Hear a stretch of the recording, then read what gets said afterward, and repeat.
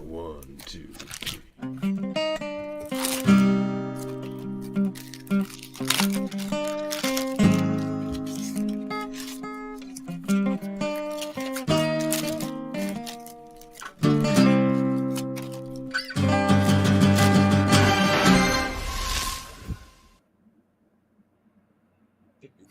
Hello, and welcome to X-Rated, the X-Men animated review show. Wake up! You are having one of your delusions. If only I could wake up from my delusions. Believe me, there's nothing I'd rather do than finish both of you right now, but unfortunately, that's not an option. I didn't realize how sexual that sounded until you just played it right now. That's fantastic.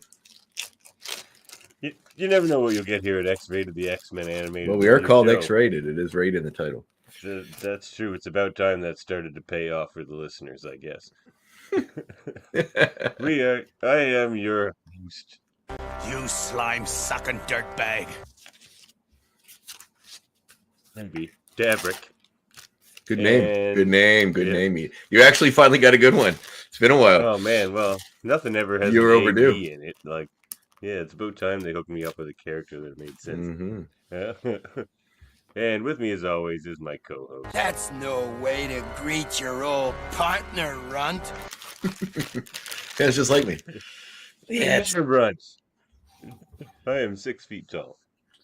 I guess maybe I'm still a runt compared to you. I'm 6'2", so in your face. In your face. I am a runt. Damn it. I'm going to change my name to Runt. It's okay. Nah, Davrick is too. Davrick's pretty toy. Yeah. We are here to review. You didn't say my name. Come on. I was pretty impressed with mine today. Oh, you're right. I didn't. Jebediah Creed. Thank you. Yep. Named after the great hero Jebediah Creed. Hero. I'd say he caused a lot. Well, being improperly raising his son caused a lot of misery for a lot of people, including his son, as we find out in this episode. True. Yes, we're here to review season 4, episode 16, Weapon X, Lies, and Videotape.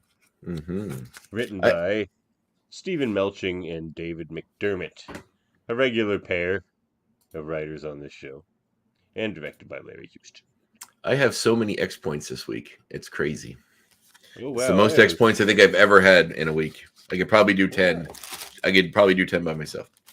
I'll take the night off. You can just go right ahead. That's all right. We'll jump everybody. in. I'll throw in some small ones maybe or something, just because some of it's kind of interesting. Yeah, I'll just do the whole episode by myself. Be like, goodbye. Yeah. See ya. Don't need me. You don't need my X points. And what am I good for? Well, we missed a week, so we're gonna do a catch-up segment. Oh, we Maisel. I suppose. Maisel. Ms. Maisel, which is a show I really like and I'm watching currently in Prime. Let's catch up on old times.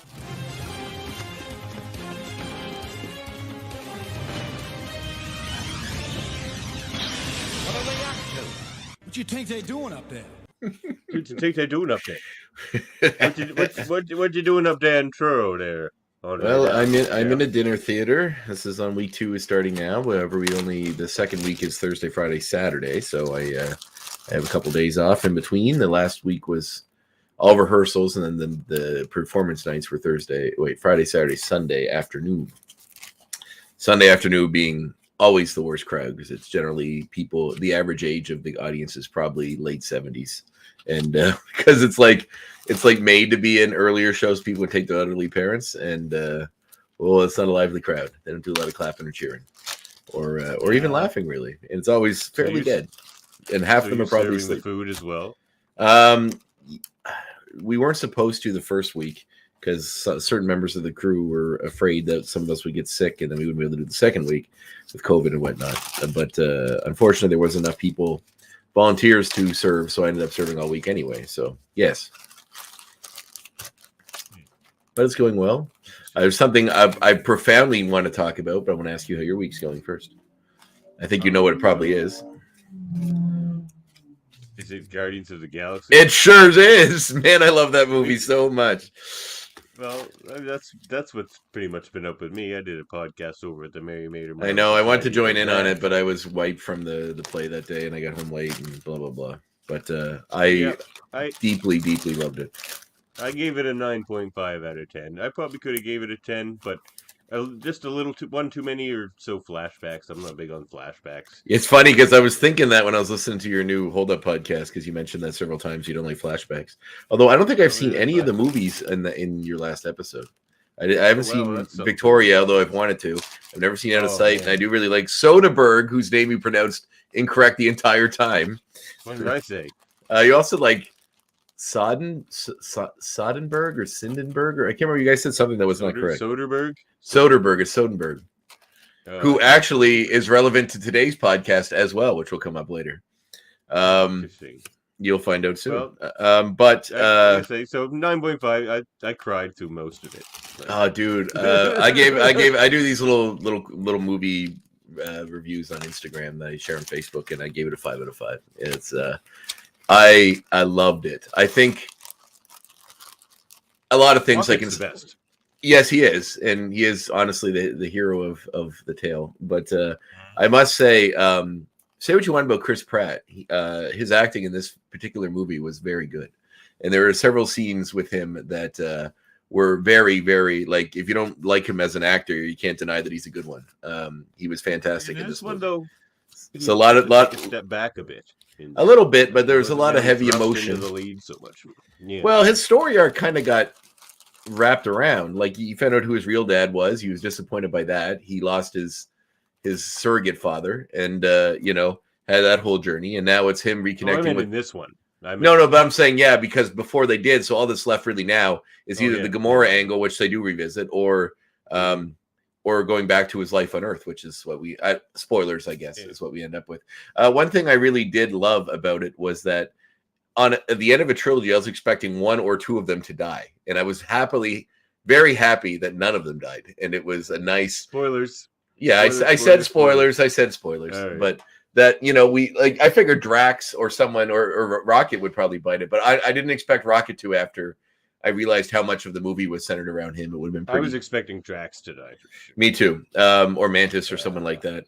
I love that. I love that in the trailer they show them like carrying Star-Lord's body, which makes you think that something bad happens to him. But it's only him being drunk in the opening few minutes, so it's not even like anything related to what happens later. But those scenes, man, anytime they visited the animals in the cage, and you saw Rocket, I was bawling. Like, I literally was sitting by myself in the theater. There was a couple people behind me, like further rows back, and I was so happy I was alone because I was bawling when they were naming themselves, and they were all talking about how great it would be to see the sky. And I know like anybody that's seen like Watership Down or Plague Dogs or any of those movies that are kind of about animals that take some twisted, dark, and sad turns are like, oh man, like I was waiting for it, and then when it finally happened, I was so like when she got hit, and then you realize what happened, and you're like, I was in tears, and then I knew that the others had to go, and then you see what happens to them. It's, oh my God, it was so heart-rendingly sad, but also hopefully makes people realize that, the fact that they're all CGI animals was, and you still felt so much for them. It's a credit to the voice work. I noticed that Linda Cardellini did the voice of Alyssa, who plays Hawkeye's wife as well. Lila, sorry. But she did some amazing work. And that whole scene where he almost died and he saw them again, and he got, and oh my God, every bit of it was just heart-renderingly sad. Baby Rocket's first words were hurt. Yeah. That's when I cried. Like, that was the saddest thing I've ever seen in a movie. But the manicness sounded just like my daughter too, when she goes hurt, like in her ear hurts or something. She goes hurt. Just like Baby Rocket, and man, broke my freaking heart in half. I'm glad I was alone too in the tower. And the High Evolutionary is by far, I think, one of my I like that actor. I've only seen him before on, I think he was in something that I forgot he was in. He was in Peacemaker. Yeah, well, I knew that, but he was in something else that I've seen him in that he had a small role in. I think he was in one of the John Wick movies, very briefly. But I loved him in Peacemaker, although his character was sort of emotionless, and that was part of his deal. But him in this, honestly, if Jonathan Majors, this whole like domestic violence thing doesn't get figured out and Disney ends up replacing him, it's a shame they couldn't have replaced him with him because he was fantastic. And he was by far one of... Oh man, just There's a great interview Give us with him more in. High Evolutionary then. Like, give us more High Evolutionary. There was a He can great alter things, man. interview with him in the Hollywood Reporter talking about the character, and a lot of the things that I said in my review were things he said that it was funny that I connected to, like the Shakespeareanness of it, the part of how the core of what he is, that no matter what society he makes will never be perfect because he's imperfect, and what he really hates is himself. So and you can see it when but interesting the way he performed it, like he was so manic, and when he was like needing Rocket to fill in this gap about how something created could think of something he couldn't think of, and how he couldn't allow himself to rectify that in any way but to hunt him down at all costs, essentially sabotaging everything. It was amazing. And just, I don't know, his performance alone was fantastic. And even Rocket, Rocket sparing him at the end and saying, "I'm a guardian." And well, I mean, they just left him to die anyway. Yeah, they left him to probably die in the ship anyway. But it's and then rescuing all the animals. Dude, as an animal, like I know there's a lot of animal lovers in the world. I'm not unique, but I was I know, so happy. The message of that movie was life is life, right? It's not like the two most important lines in that movie were when Rocket says, "Go get all the higher life forms," and then later on when he changes his take on that. Yeah, and then someone says, and then one of the guys says, not just the higher life forms, and he says something else. Yeah. And then when he accepts that he's a raccoon, and he sees like the origin of where he came from. Oh, that was great. When he says, he says that, like he corrects the High Evolutionary by saying, "My name's not 582 P7, it's Rocket Raccoon," and like, oh, dude. Chills. I loved it so much. Every single bit of that movie was fantastic and well paced, well thought out. I'm excited the Guardians will live on. I'm excited to hopefully see that rendition in future movies. I would love to see it. I know they teased at the very, very end that Star-Lord will return. So how that happens, who knows? But I don't know, man. I was super happy. I know Gunn's pretty tied up now with DC. We're probably not going to see him Marvel, although I think he did say he was going to consult on future space stuff. But I would just love to see him do all the space stuff. Just let him do all the space stuff. I want to see Adam Warlock. I want to see Darkhawk. I want to see the Nova Corps. I want to see the Micronauts. I want to see Terrax and Morg and the Fantastic Four and Nihilus. And I want to see them all. I want James Gunn to do it all. But anyway, hopefully he'll fix DC, which is also something to be celebrated. But I am going to thoroughly miss him over in Marvel. I think they should do it like the brand editors, like they do in the comics. Like have somebody, whether it's Gunn or somebody else, somebody really good though, to run the space division, and then like have somebody run the street division, and somebody run the mystic division, and obviously somebody like probably runs the big Avengers. Well, I mean, Feige's kind of running everything, I guess. He's sort of doing that, but yeah, I know what you're saying. True, but as it gets bigger and bigger, he can't do all that. You wouldn't think. Yeah, I mean, arguable. It depends what people think about the new phase, but I don't know. I'm digging everything. This movie was great. This movie was freaking great. Oh, dude, I couldn't be happier with this film. I couldn't have been happier. And like I said, I just wanted an evil mustache twirling villain. I'm sick of ones that have you somewhat relate to. And this time I was like, I just want him to be a shitty asshole and the Shakespearean dickhole. But the character was so interesting as how it was depicted that it made him interesting. It's like, I mean, Hannibal Lecter is a fairly one-note character, is he not? But the way he was played made him interesting enough that he was the longevity of that character continues on. And yeah, I don't know, man. I can't say anything more nice things about it. I can't say more nice things about the voice acting. Bradley Cooper knocked it out of the park. I loved Adam Warlock. He is one of my favorite cosmic characters. I know this is a very different depiction of him, and it's kind of colored with James Gunn's humor brush. But I dug all that. I like Kraglin. I loved Cosmo. That whole arc was fun. I loved Cosmo. Yeah, it was great. You know I'm not bad dog. You know who the voice of her was? Was it Tara Strong? No. Did you watch the Borat 2 movie? No. She played his daughter in that. That's kind of what made her popular. She's in a really great A24 horror movie too called Bodies, Bodies, Bodies. And she's popped up in, what was that Judd Apatow Netflix movie with Karen Gillan in it about the bubble with all the actors being trapped in the COVID bubble trying to film a dinosaur movie? Anyway, she's in that too. But she's a good actress. Fun.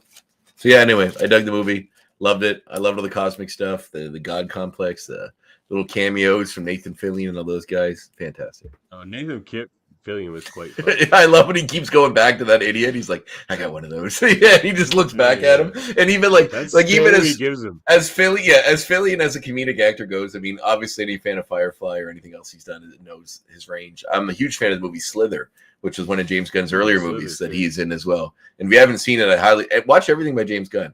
But Slither is a fantastic movie. Even the ones he wrote are interesting and good that he didn't direct. What's that one with the Belko experiment with all the people trapped in the office that are forced to? It's coming like kind of like a Squid Game, but like all these people work together in an office forced to kill each other. And like Super with Rainn Wilson was very interesting. Take a part of the superhero genre, I loved it. That movie does a really interesting job of showing what real violence looks like, especially juxtaposing it against cartoony violence that we celebrate in cinema. And there's a bigger conversation we had about that, but we're not here to talk about all that. So maybe someday I'll come on your movie podcast and we can discuss this. You've been invited several times. I know, I'm a busy man. Yeah. Mr. Dinner Theater over here. Anyway, let's get to the episode, shall we? Well, before we do that, don't you have something to play? Oh, you're right about that. Previously on X-Men. So, what did I miss? Who are the biker boys and the big doofus with the shiny metal outfit? And who's the babe? Sounds like you two got pretty friendly. You know what a tough time I had trying to find you? Nobody speaks English. You'd think they'd notice a guy with big claws. And wait, who's the blue guy again? Nobody speaks English. You'd think they'd notice a guy with big claws. So yeah, that was the last episode. Another Wolverine one, which should have been played after this one. I agree with you. That was because this one is directly referenced in the previous one. So Disney needs to reformat their listing. I think this is the only error because the rest seem. So far, I think. Yeah, I think as far as I can tell. Shuffle. Yeah, I think so. Yeah. All right, take her away. No, I'm just kidding. All right, so well, we'll sit here in silence then, just staring at each other. I like it. We should do that. We'll just do the stare podcast where we just stare at each other. Actually, that'd be interesting for an hour if we just stared at each other. I think you would see a lot of emotions go through each of us if we got really close and just see where it goes.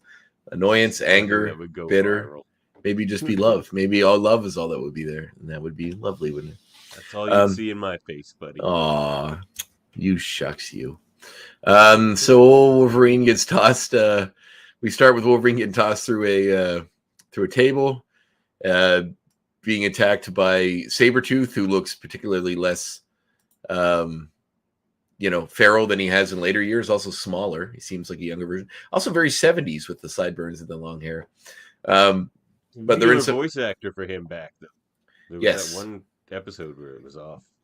So we see basically Wolverine's with a woman who we come to later know as Silver Fox, a Native American or Native Canadian woman, or Indigenous woman, who they're celebrating his birthday, and it seems that we're filling all this in from the conversation. The Sabretooth has interjected himself in this birthday and is attacking Wolverine. But then we see this is all a dream. He's surrounded by Jean, Scott, Professor X, and Beast, who Professor X is trying to reach into his mind, find out what's going on with him, and calm him down. However, he's having trouble penetrating it because Wolverine is in such a feral state due to how angry he is and rage-filled he is with what's going on in the stream. He wakes up from the dream. Tortuous memories pouring out as if a dam had burst. Professor! He got hired for that. It's good range. Yeah. So he screams. Basically, Wolverine breaks free of his restraints, but he's still in a feral state and still seeing Sabretooth. Basically, what happened in his dreams. So he attacks Cyclops. This first time we've seen Cyclops 20 episodes. But Jean Grey uses her powers to protect him. Basically, she tries to reach out to Logan, but Logan runs past her and goes to escape. Beast pursues. Jean is not sure what's going on, basically, but as Beast runs off after Wolverine, maybe Cyclops never leaves the infirmary, and this is the first time in 20 episodes we've been to the That's true. He's like, maybe they swap roles, and now he's the nurse. So Beast Cyclops, you have the tenderest healing touch of all the X-Men. Beast ducks the Wolverine's Jeep as he drives off, so they lose track of him. Jean goes into to Wolverine's. For what you may do. There's a line later in this episode, I think, where Beast quotes something to himself and even says who wrote it to himself. Like nobody else is there, so he's showing off to no one. He's like, I think it was Tennyson too. He's like something Tennyson, Yeah. and it's like there's nobody there to hear him. An X point about it. Do you? Okay. I think so. I mean, I like Tennyson as much as the next man, but I don't know if I need to quote him to myself when I'm alone. So Jean goes into Wolverine's quarters and looks and looks for him. I mean, I have so many X points. I'm just going to go into this one right now. So she pulls a series of photographs out of his side drawer, all of which are framed in a neat little pile. The first one is the picture of her and Scott that was ripped in half way back in season 1. Which, is kind of funny. She doesn't even seem perturbed by that. Like, she must know it's a photo of the two of them together because these are the days before digital photos. So they would have had to take a photograph, and a copy would have had to been given to Wolverine, or he would have had to take the negative and get a copy made. I'm not sure which is more disturbing. Either way, they gave him a photo of them or something, and he, obviously ripped Cyclops out of the picture. I guess Jean knows that he has feelings for her. But it's funny that just comes across the Scott half is nowhere to be seen. He's kept the Jean half framed, ripped in half, but the Scott half is gone. Then we cut to next. Normal. All the X-Men have pictures like that. The next photo is of Heather. Don't tell me Hudson, and then pinned in the corner of that is Eureka, a little like one of those little, like, remember when you were a graduation photos you get as a kid, like one of those size ones. Hey, Lebowski, you want to be on the show? What's up, buddy? Lebowski's on the show. Hey, buddy, join the show. So you have Eureka. So maybe it's an importance of, like, maybe it's an order of importance of how much you actually cared about them. Like Jean was first, and then it was Heather, and then a tinier picture of Eureka. And then the last photo is of a very interesting looking car with Wolverine and Silver Fox. Ow. What are you doing? Most intriguing. These coordinates are in southern Canada. Go after him, Hank. Slightly ahead of me, but we're getting there. So she finds the photos and is going through them, but doesn't find anything. She basically shows Hank. Come on, get down, buddy. Shows Hank the photo. Then he. Yeah, I know. He gets a. You ever hear petting aggression in cats when they're so happy they bite you? He's bad for that sometimes. Yeah. So anyway, she shows a picture to Beast, who notices on the back their coordinates, and then they think this may lead them to Wolverine. So Canada, which Beast knows from looking, Canada. Which Beast knows from looking at it. Yeah. Well, southern Canada would be the American border. But no, people don't say that. No, nobody in Canada says. We say east, west, or north. Or north, or like central. There's no. We are in eastern Canada. Yeah. Vancouver would be Western Canada, the West, as we call it. We usually say out west is like out everywhere from Alberta to the West Coast. North would be the Northwest Territories, the Yukon, Yellowknife. Most of Canada. Whitehorse. Oh wait, none of it. The Northwest Territories, none of it in the Yukon. Is that right? I feel like I messed up one of those. Yukon isn't one of the territories, is it?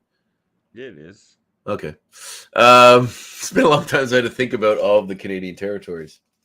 So you should think about them more often. I guess so. An important part of this great nation. Southern Canada, I'm guessing based on the geography of where they wind up, must be somewhere like near Vancouver, must be like Manitoba. It doesn't seem that flat there. So I'm not sure if they care. Yeah, because there's mountains and stuff behind them. Like, so I'm guessing they must be near the Rockies. But Alberta's flat. There's no mountains. Yes, there is. I lived in Alberta in the mountains. No, you don't know what's going on. I'm sure I do. Alberta's pretty flat, is it not? No. Well, in some parts of it, yes. Like eastern Alberta is. But what about southern Alberta? In Calgary, you can see the mountains on a clear day. Well, that must be where we are. And I found an interesting gaff. Wolverine must have Jasper. in the mountains. Wolverine must have a spare Wolverine suit hidden in his Jeep because he was shirtless when he left, but he has his shirt back when he arrives. So we see him arriving at this location in his Jeep. He doesn't turn off his headlights. He just goes for a walk, which is just terrible because he's going to burn out his battery. This is old time days before your car was shut off by itself, the headlights. Yep. But, he's not going to be able to get out of there. His battery's going to be dead. So basically, Wolverine is seeking out answers. And as we come to learn, there's the coordinates of this is some kind of a military base that's hidden away behind fences out in this remote part of the southern Canadian wild. I'm guessing Alberta's probably right, somewhere in Alberta. So there's a giant hole. Is from Alberta, and usually the stuff about his past usually takes place there. So Wolverine just walks through a giant. I always find it funny, so this place is a giant hole in the wall. As we learn later, Wolverine caused that when he escaped the Weapon X program, which in the time of this show was probably 10 years ago, 20 years ago. There's been a giant hole in the side of this building, and there's no animals in there, no dirt, no dust, no leaves, nothing. Pristine inside that building.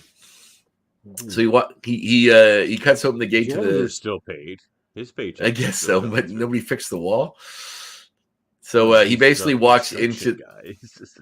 You must tell me what is going on. I don't know.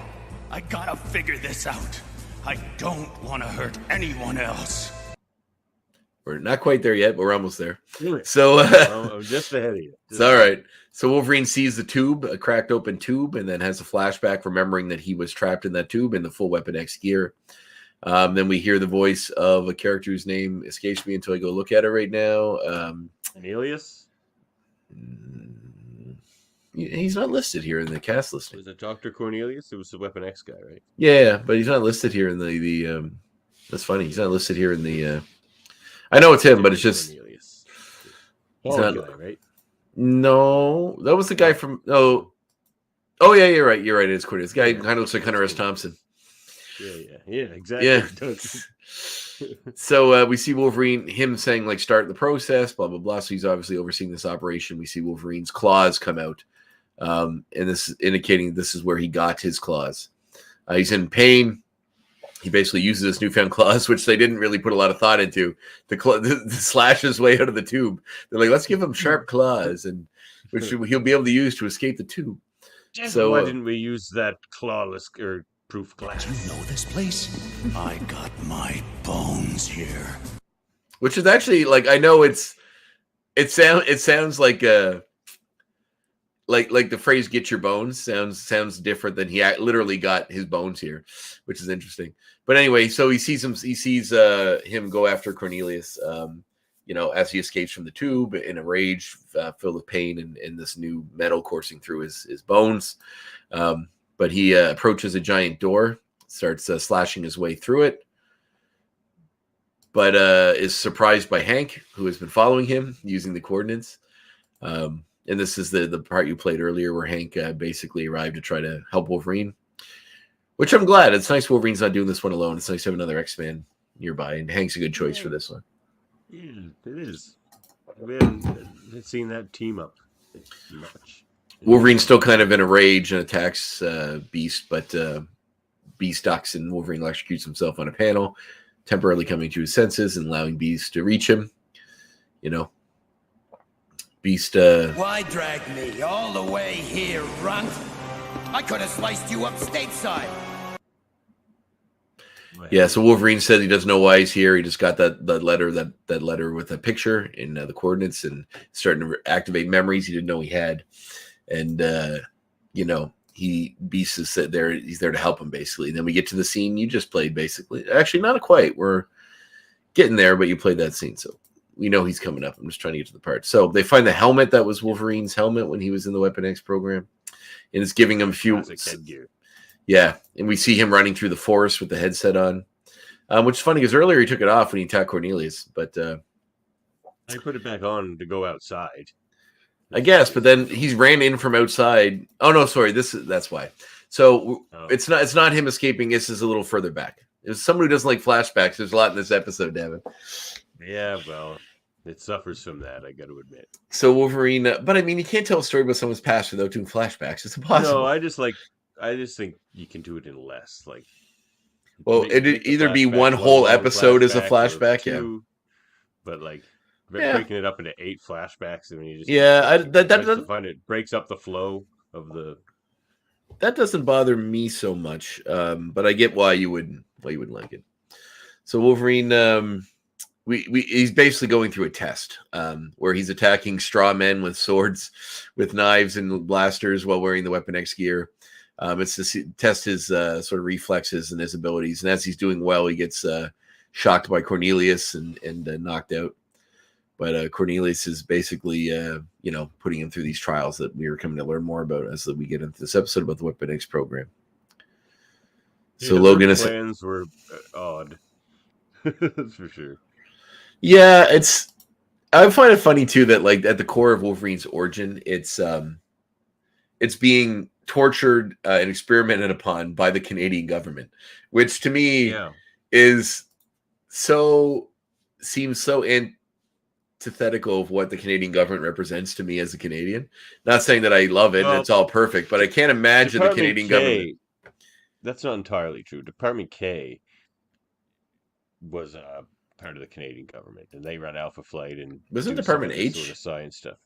Department H and Department K. Department H, you're right, is the Alpha Flight division. Department K is the science division, and they're part of this. But this, so what happened to I and J? I don't know. They're all just Puck. The Puck divisions, but like Weapon Plus is actually a joint Canadian-American government thing. Oh, well, at least that makes more sense. Although it sucks that the Canadians would agree to it.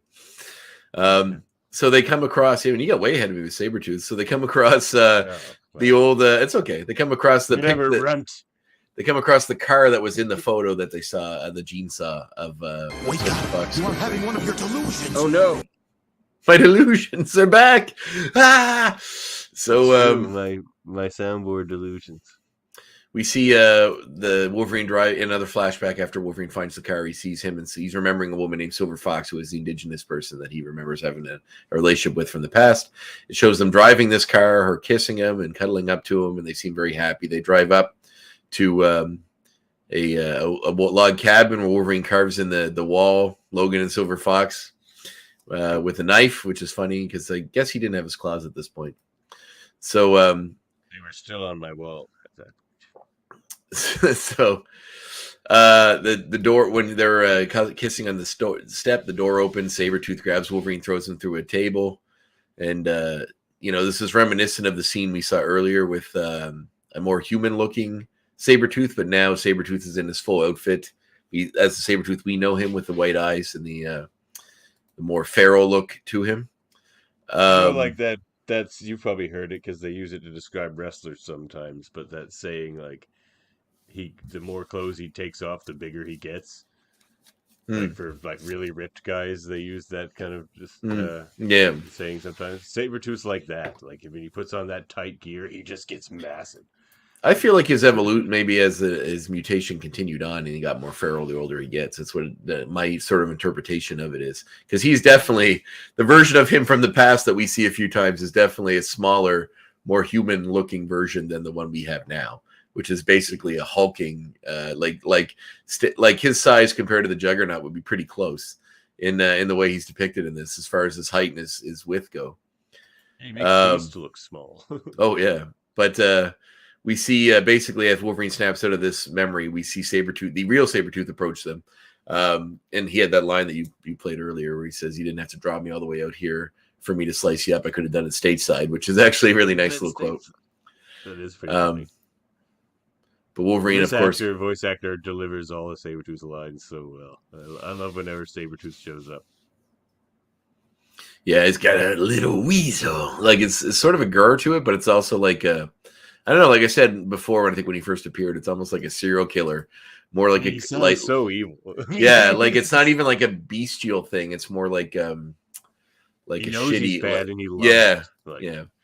You taught me that you can't count on your friends. I saved both our lives. You. He's so mad that Wolverine doesn't appreciate what he did for them. Like, I love that conversation there. Which actually was a glitch, if you notice, because Wolverine's mouth is moving when the line says, "I say both our lives," which is Sabretooth's. I'm watching it right now, and you can see it right when it happens. That was one of my notes for later as well, but we'll put it in here. Oh wow! It's very obviously glitched, so it's like Wolverine says that. But then as Sabretooth says that, we get a clip, another flashback where they both. It's funny because they both like explode into light, which seems like they're being attacked, but it's just them both having a shared memory of what happened, which is you kind of got to fill in some of the details earlier because they're only coming in later for context for people that aren't watching it with us. But like we know that there's a team. We'll eventually find out there's a team that was put together of these mutants that are being experimented on for secret missions. So now, before we get to that revelation, we see the team, which is Sabretooth, Maverick, Silver Fox, Wolverine. And they are fighting Omega Red, which is a fun little nod to what happened in the past as well. But as we come to learn, this may not be an actual event, is what we're seeing, which we'll explain later as well. But they're being on a mission in which they're attacking Omega Red, running from Omega Red. Sabretooth is in his more human form here as well. It seems as they were in Russia because there are guards with Russian outfits shooting at them. Blah blah blah. That Sabretooth Omega Red. Yes, Omega Red's the obvious red. The red fingerprint. But basically Wolverine and Sabretooth get a bit ahead. But like Omega Red drops in between the two of them. Basically, they're running towards them. They're here. They're there. Omega Red comes through the ceiling, blocks them off. Sabretooth pushes Wolverine back behind a door and seals the door, locking Silver Fox and Maverick in with Omega Red and trapping them in the complex, which is the incident. Fox, Maverick, you left them to die. So what? Yeah.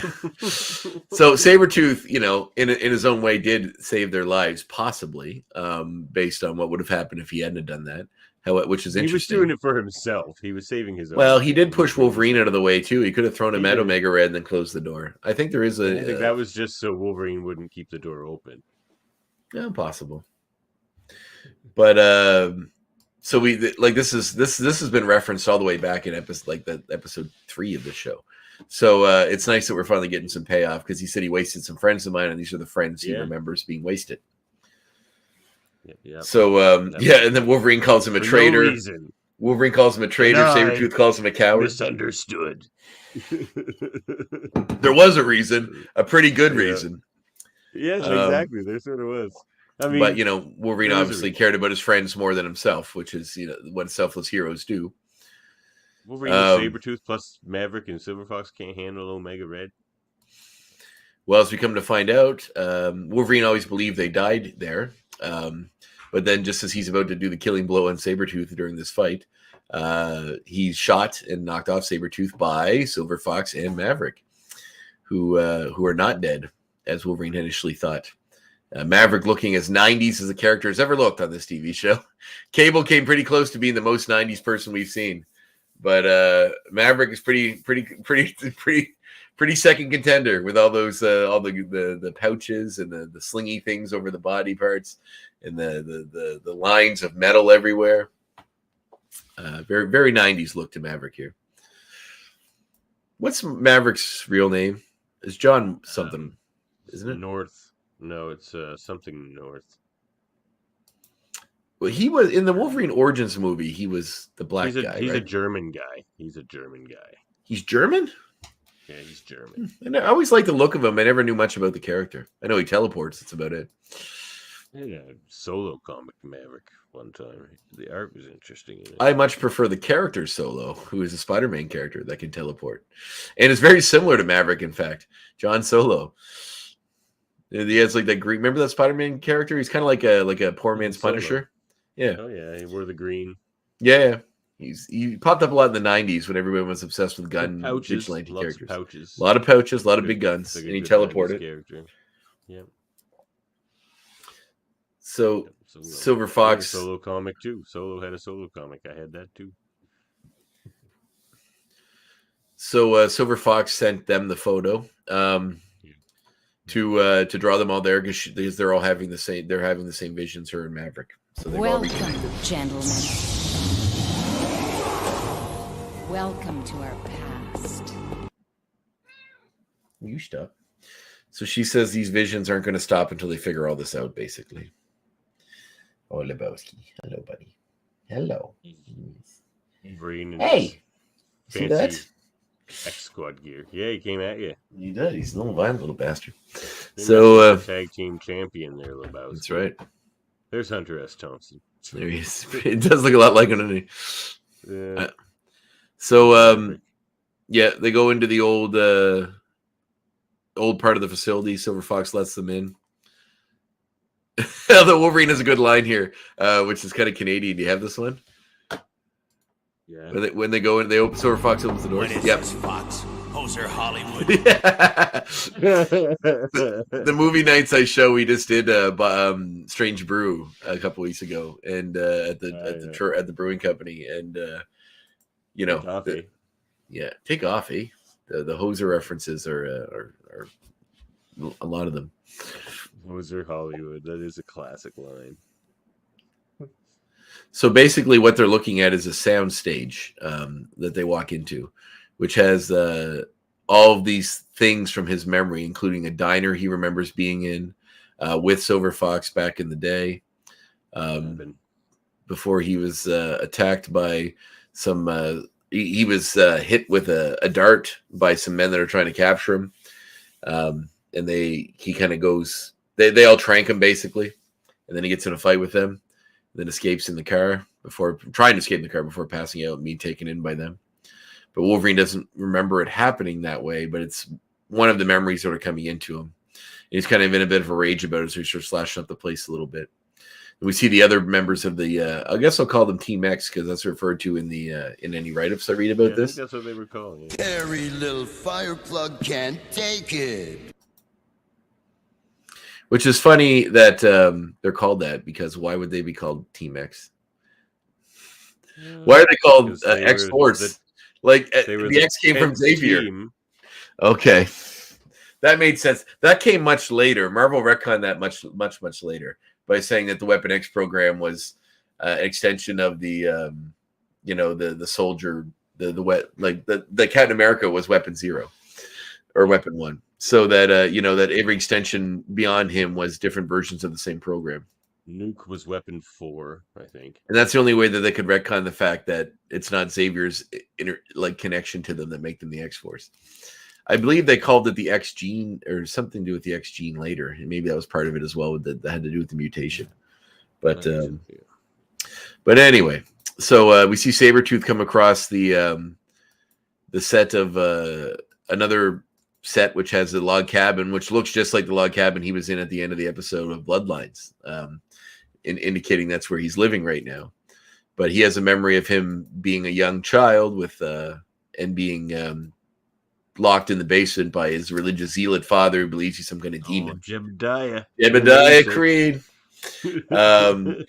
who I think is voiced by the same guy who does the voice of Cornelius. They sound very similar if they're not the same guy. He has a lot of voices on this. Jebediah Creed knows how to get the wickedness out of you. No, please, Pa, not again. I'll be good. I'll be good. That child, breaking stuff. It is different now that I'm a parent. That child actor is terrible, but it was the voice actor and the guy. Like, who's his father? Fucking the witch fighter general. Like he literally sounds like a Puritan. Like, I don't know what time period this is supposed to be, but based on the outfits, he has belts and hats. Late 1800s. It seems newer than that, but he's Jebediah Creed. He even rolls his R's. Creed knows the devil when he sees the wickedness out of you. Yeah, and you even see an adult when it cuts back to Sabretooth coming out of this memory. He even says, "Don't hurt me, Pa," basically, which is showing that the effects of the abuse has as often as the tale with victims of abuse, they carry on the cycle when they become adults themselves. So he picks it up like 50 notches, old Sabretooth. He's like, well, yeah, I mean, obviously, but it's also a matter of ability. Like, if you're an average person, say you're an out of shape middle-aged dude who has a lot of repressed issues because you were abused by your parents or your father, then the scope of what you could achieve is a lot lesser than a guy like Sabretooth, who is a regeneration factor, is massively built, like claws, train killer. I mean, maybe the government targeted people, like government agencies, from what I understand, for secret agents stuff, often do pick people with tragic backgrounds, because obviously violence has come second nature to them sometimes, and they're less family connections. Well, that, and they want people that have a rather tenuous worth for, which is why I'm surprised I've never been approached by a government agency that have a tenuous. Not that I've ever been abused, but that I don't value human life particularly much. So I feel like I might fit a certain psych profile that would appeal to them. And if they're listening, well, I think you value hit me up. Human life more than you let on. I think I value music makes all those movies, and they're all about the human condition. I think I value certain human lives, yes. But to say human life is precious when there's 8 billion of it on this planet is ridiculous. Oh no, we're not an endangered species. We're like a cassowary. Now there's an endangered. There's a valuable life for like something endangered. So we see Maverick having another flashback we don't really see what his flashback is, but he's being really bothered by it. We see that Silver Fox has found the cabin that was the one from his memory of them being together, but the knife David mark. North, that was his name. No, isn't that a porn star? Yes, but he goes by Christoph Nord. That David sounds North familiar. Is like American name. His Christoph Nord is his German name. Isn't is David North the porn star from Halifax? Peter North. That was Peter North. Don't ask why I know that. You are having one of your delusions. That's why. So Wolverine, like, he remembers that they had this cabin together, and he remembers carving their names in the side, but their names are not carved into the side of this cabin. It's just causing more questions as to how that much they can trust their own memories. Beast comes in because he's been. Does he ever? Yeah. Lie, which is with all the truth, expositionary. is ever the blackest of lies. Tennyson. Yeah, he says to himself, Tennyson. Like, there's nobody there to hear it. That comes a little later, but yeah, that's what I think is so funny. Tennyson. Like, Beast is my favorite character. You pretentious dink, like so Tennyson. Such a pretentious dink thing to do. Tennyson. I love him. I love anyway, so Beast activates a video from. Look how happy he looks there. He's reading a book about Tennyson. So we see it's a video of Cornelius talking about the program, in which he explains all 4 of the members, who they are and how they've been selected for this program, in which they will be conditioned to be assassins or mercenaries. But they'll also be conditioned to be implanted with memories to help get to the place they need to be mentally to be able to do what they need them to do. But the key, he says, is to reach their subconscious mind and sort of put things in their subconscious mind from experiences that they didn't necessarily have, and then to erase the actual memories from their mind, so that it won't stay. Some Chrome Dome science project. Let's find the jerk and do some traumatizing of our own. He sounds kind of like Bronx. The brainwashing would become so much more believable because it's all based on real events, right? Exactly, but they don't have memory of the actual event. It just affects their subconscious. So, like, it'll change who they are, but they won't have the memory of the experience that made them that way, which is kind of interesting. And I don't know if this is the actual way it was done in the comics or not, or if this memory thing is even part of it. But it's an interesting way to do it on the show. So there's another video. What do you know? If the runt hadn't trashed the place, I could have had tin-plated bones too. So yeah, we did see this video. There's another video that Wolverine puts in, which shows them about to do the testing process on Wolverine. If that succeeds, they would do it to Sabretooth, and then Sabretooth has that line. So because Wolverine destroyed the place basically after the process, Sabretooth didn't get that eventually. He gets adamantium claws. I think I do recall that. Yeah, like his actual little claws are adamantium. But I think in the Ultimate Universe, he had claws like Wolverine's too at one point. But so yeah, we see basically when he escaped from the building, he caused sort of a chain reaction, allowed the others to escape as well, and they all kind of went their separate ways. So they come across a final door that can only be opened by all 4 of their handprints, which they're going to use to get in. But then Beast puts up the obvious thing, saying, if they're trying to hide from you the truth, why do you think they put it behind a door that only the 4 of you could access? It's so strange. Yeah. My name is Mr. McCoy, madam, not Blue Boy. Not Blue Thanks, Boy. Mr. McCoy. I like that later. He saves her. She's like, thanks, Mr. McCoy. Yeah. But Hi, Miles. Oh, hi, Miles. Oh my God, Miles. Oh, look at him. Wow, boy. This is the one who's like Lebowski. He gets very frisky with his. Oh, he's a happy. This must be the orange and white kitties. Yeah, it must be. Have you heard that all ginger kitties share one brain cell? That's a thing that people say. That's not true. Lebowski is a very intelligent boy. Is it so true? Does Lebowski have it right now? So you're just a little zombie? A little zombie? So they against Beast's advisement, they open the door, in which we release a robot who we come to know as Talos. Which I'll have an explain about later. Point about that. Yeah. No, so do I. We probably have the same one, so it's fine. Maybe I'll let you have it.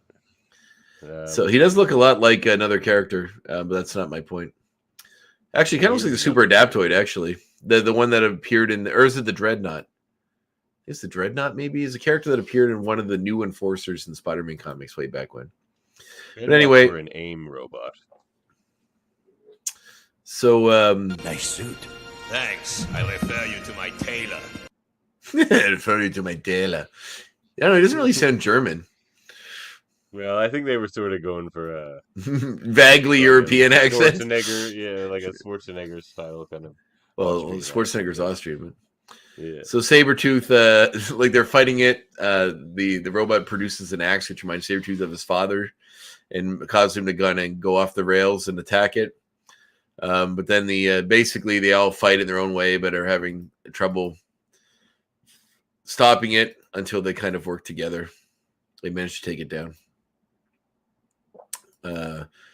Maverick uses some bombs, and then his suit sort of takes the impact, and that's where that line "but the tailor" comes from. So we learned that this was indeed a trap, and that the robot was supposed to keep them occupied because an alert was sent off to Cornelius and his crew that the 4 of them have gathered. Now he has a chance to recapture them and bring them back in the weapon. And so people are coming to do that. So Beast, Wolverine was knocked out during that fight. So Beast kind of takes all of the. Actually, did they all get shocked? They all get knocked out somehow first. Oh yeah. So a beam shoots all of them because it was a trap, and it's supposed to incapacitate them. The Talos robot was supposed to incapacitate them long enough for the other people to come and recapture them. So when they're all knocked out, Beast puts them all in a truck, which just happens to be nearby, full of gas, ready to go. The robot starts to reform itself. Beast manages to use his abilities to stop it and get them out of the way before the government shows up. They all agree to go their separate ways. Wolverine says that all their memories can't be wrong to Fox, that some of it had to be true. He knows that some of it was true, and she says they'll never know, kind of, and goes off into a plane, a side flying car thing that she has set aside to pick her up. So Wolverine's sad. She leaves with saying that she'll never know. They'll never know. Structural integrity severely compromised. Activating mnemonic trauma. Wolverine and Beast basically go to head back, and Wolverine says he knows in his heart of hearts that some of it was true. And that the big cabin in there didn't have any names on the door. Ours did. It happened, Fox. We happened. Yeah, that's the line. But she can't accept it. She can't trust her own memories. Wolverine is sure that some of it was real, but he can't prove it either. And him and Hank head back to the X Mansion. But as they leave, we get a sad little coda where we see a tree in the foreground that has what he'd written on the door, meaning that it was true. Sweet. It was that it wasn't the cabin, but they had done it and they were together. Putting a sad end to another X-Men, and a sad end to another Wolverine-centric story. Yep. Yeah. Well, so it goes. So it goes. Yeah. All right. Well, Gemini agreed. We'll get the wickedness out of you. Each of us will have to look into his own heart and decide. It's sad. It's sad, Andre. I like this episode quite a bit. Yeah. Would I say it's a perfect 10? No, but it's up there. So I'm gonna give it a 9. I agree. A 9. Hey, Almost a 10. Close. There's a few little weird miscatches, like Wolverine's mouth moving when Sabretooth's talking and other things. But that's, it's old cartoon. Yeah. Had some funny stuff. Had a good beastism. Lots of good Sabretooth. And a sweet ending in an emotional story at its heart. Yeah. One of the best, one of the good ones. And oh man, I should have got that for my movie reference, but it's not my movie pick, but a very Rashomon quality for the cinematic people out there who know that movie, about how you can't trust memory, which is a very interesting idea because Finish your point, Munson. All right. All right, finish your point. Now it's that was it. That was it. Oh. You want me to go first? You both said you have 20, 30 X points. Go for it. Well, I got a bunch. All right. So the Silver Fox's costume in the modern day look familiar to you? The green costume? Is it Storm's alternate costume? No, it's green with the white stripes down the side. It's a Hydra costume. What? The symbol on her flying vehicle is the Hydra symbol. That's where she got that fancy tech. Silver Fox is working for Hydra, which is the implication. She's a member of Hydra. What? That's a crazy nod. It's obviously a Hydra costume. Look it up. It's green with the yellow things down it. I got it here. What do we got here? Oh my God, it is. Yeah. Yeah, it's 100% a Hydra costume. What? So, What a subtle, sweet nod that is. So she's not a nice lady. Well, her ship even had the Hydra symbol on it. Be with her, Wolverine. She's Wolverine has a problematic past too. White supremacist. But yeah. Are Hydra racist? Not a nice lady. What? Well, they were founded by the Nazis. They started that way. Yeah, well, I wasn't sure if that was just from the Captain America movie or that's how it actually played out too. No, that's how it played out. Yeah. They're not nice. Hydra's not nice. They're not. So Talos, my first Talos point anyway. I might have more than one. It's called Shiva in the comics. Exact same robot, but it's called Shiva. Shows up in a lot of 90s Wolverine comics, early 90s. That wasn't my pick. I could have grabbed some Shivas, but it was never my favorite. The Wolverine flashback stuff is never really my favorite Wolverine stuff. Well, the some of it is actually. I mean, we'll get to my recommendation later, but I will add on to yours. The robot is named Talos after a Greek myth where a god Zeus created an automaton. Did steal my thing. Yeah. Oh, is that another point or is that the same point? No, keep going. You're breaking. No, that was it. Oh well, I'll just branch out on it. Yeah, so Talos as a giant describes Talos. The myth describes Talos as a giant bronze man built by Hephaestus, the Greek god of invention and blacksmithing. Yes, that also makes sense. The blacksmith of the gods. Yeah. And he was said to protect the island of Crete from invaders, and he marched around the island 3 times every day and hurled boulders. So it's like he's kind of like a sentry as well. So did you ever watch Jason? Did you ever watch Jason the Argonauts? Yeah. Oh yeah, we're gonna cover it on Hold Up too. Oh wow, I'm curious to see what anybody thinks about that. I know you'll probably like it because it's old, but I can't imagine anybody else. I've seen it because it used to be on A&E quite often. Oh, I love Harryhausen. Yeah, it's great. I have a box set of all his Sinbad movies. Hold Up season 2 has a stop motion cat theme, so I picked. So what are the 3 movies for that? Argonauts, and he picked the new Pinocchio. I picked that's fantastic. Jason and the Argonauts, and have you seen the new Pinocchio yet? The original Clash of the Titans. I mean, 2 of those movies are very similar. Clash and Jason the Argonauts are very similar films. I mean, you could have picked any of the old monster movies that were because I thought about King Kong. Is it Gorga? Gorga, the one with the dinosaur monster? Yeah, I mean that one would have worked too. I think Harryhausen did that one as well. Mighty Joe Young, the original, yeah.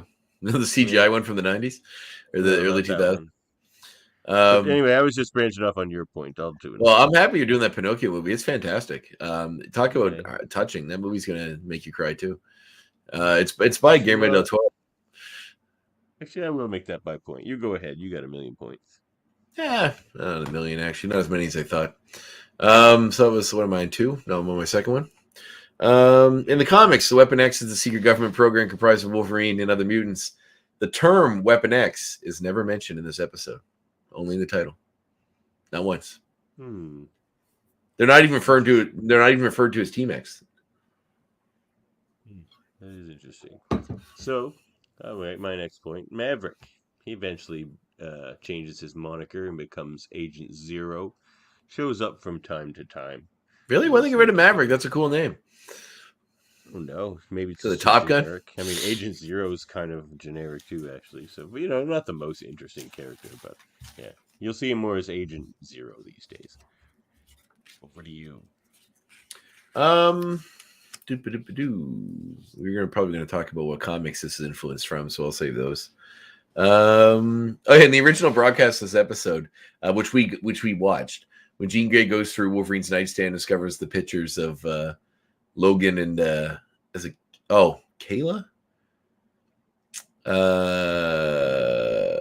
And picture. So in subsequent broadcasts, they only show the picture of Logan and Kayla. I'm guessing Kayla Silver Fox's real name. So yeah. So in the original broadcast and the ones we saw today, they were all of the pictures of his previous loves were shown. In the original broadcast, it was just the photo of him and Silver Fox. So it's a weird, must be for time, I'm guessing. They edited it down for syndication. Interesting. Mm-hmm. So, all right. Well, the next one. So there's two numbers that are very prominent in the animation, and that was 162 and 243. You see them on a wall, and they're very obvious. You're supposed to. One says Quebec with it above it because that was one of the sets. One says Quebec. So I looked those up, the Uncanny X-Men issues. I had a theory, and I was just like, I wanted to look those up. So X-Men 162 is a Wolverine story, and he's dealing with being like hallucinogenic effects from fighting the Brood. But it's similar in the sense that he's running through the jungle and he's just thinking of all these flashbacks from his past. So it is like rather than dreams that they're all having, he's having these like hallucinogenic flashbacks. So it's similar in that way. And Uncanny X-Men 243, I don't know how that would have anything to do with anything. That's a Mr. Sinister Inferno issue. So I don't know. So that was just a theory I had. I don't know. Well, speaking of, I'll make my third X point. Dan's Diner, which was the name of the diner that Wolverine remembered visiting with Silver Fox and getting in the fight with those agents, was named after the show's storyboard artist, David Vesenmeyer. Interesting. All right. Well, here's my last X point. Am I on my fourth one? Oh. How did I do? I added the automaton one to yours. That was one of mine. Okay, back to you then. Where is it? You just did one. I just did one. All right, here's mine. It's pretty sad that Wolverine can't even trust any of his good memories. That was my X point. It's like he has all these bad memories that he knows are real, and he has these. Well, he's not even sure they're all real because one of his bad memories was his friends dying. So even that is like the newer ones that he knows. Yeah, well, the ones since he left the Weapon X program, he wouldn't be implanted, but yeah, all his good memories that he holds on to, he's like now he can't even trust those. It's just like it's kind of sucks to be Wolverine. He lives in this crazy uncertainty. Back to you. So it was cool seeing all these characters. They were alluded to back in Deadly Reunions, way back in season 1. When Professor X was probing Sabretooth's mind, we saw images of Fox and Maverick. And Talos as well, but this is the first time we've actually seen them as characters, so it was cool them returning after such a long amount of time between episodes. And it's cool, like, because like you think modern day, like making, I think we talked about this, one of the writers in one of those interviews, where like you know, if I was writing for a show that's been on for a while, I would just go stream all of the show and catch up with everything, maybe make notes about things I would want to add or come back to. But, you know, this is 4 years later. So it's cool that they, you know, had such a long game in the long plan in the mix to be able to revisit the things that they seeded all the way back in season 1. Yeah. There's been some sweet nods in the recent episodes. All right. Well, my last point, I'll read that full Tennyson quote that Beast was beasting about. That a lie which is half a truth is ever the blackest of lies. That a lie which is all a lie may be met and fought with outright. But a lie which is part a truth is a harder matter to fight. That's the full quote by Lord Alfred Tennyson. But what poem is that from? It's not a poem, it's a quote. Oh, it's just a quote. Yeah, that's what I looked up. Maybe it's from a poem, but I just keep finding it under quotes when I looked it up. Well, he's quoted a lot. He's a very quotable character. A bit of an Oscar Wilde of his day. In a way. Yeah, I guess I shouldn't have been so liberal with my points. My last one being... No, I think I do, actually. Where'd it go here? It was just, yeah. Oh, MZ agrees with us. 9 out of 10. Sabretooth flashback was memorable. He loved it. When Sabretooth freaked out and tackled Talos, saving Wolverine. And he liked how Wolverine shared his appreciation with Beast. Yep, a lot of heart. There was a lot of heart in this one. Could have been a 10. Could have been a 10. Just for some reason, not quite there. It's pretty close. So my last point was just Sabretooth's design. I'm curious as to why the changes. Because we see the one memory of Sabretooth in like his old design, and then the other memory of him in his modern design.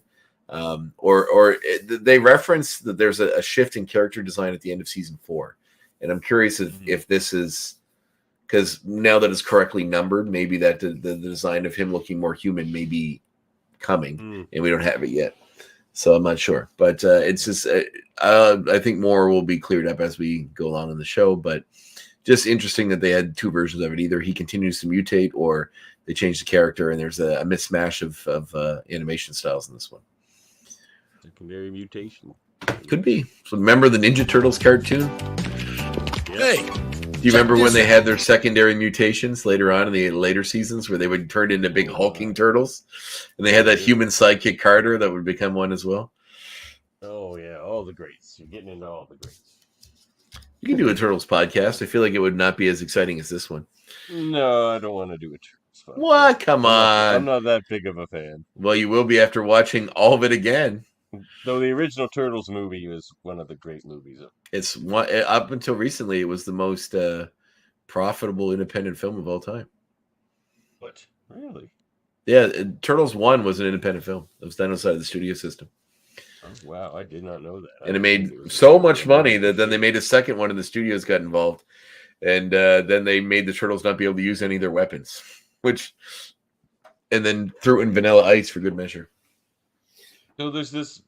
Remember they did these -1 issues, Marvel, for a while? Where they were like backstory ones. There's the Wolverine -1 issue gets into his backstory with Sabretooth a bit there, and there he is with that kind of similar costume. Didn't Daniel Way's like Wolverine run kind of do all of that? That big Wolverine Origins comic? That wasn't my favorite run. No?